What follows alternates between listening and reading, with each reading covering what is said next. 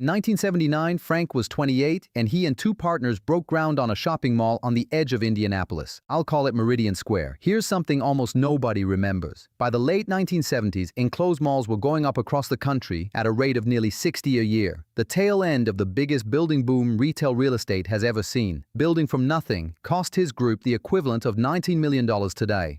Frank put in $1,750,000 of his own money. His 35% share of $5 million raised between three partners. The rest, $14 million, came from a construction loan.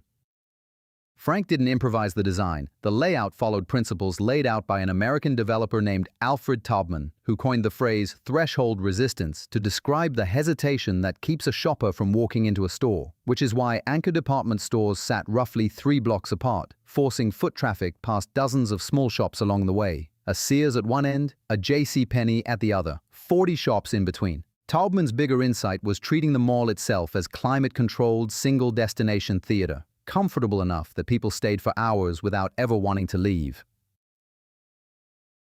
I was 6 years old the first time Frank snuck me a soft pretzel at the food court. By the mid-90s, Meridian Square had 58 stores, a movie theater, and 92% occupancy. It was honestly the center of that town. Even though in 1989 it came within weeks of missing payroll. Frank never talked about how close it came. He quietly covered the shortfall out of his own savings, and by the following spring, the mall was full again.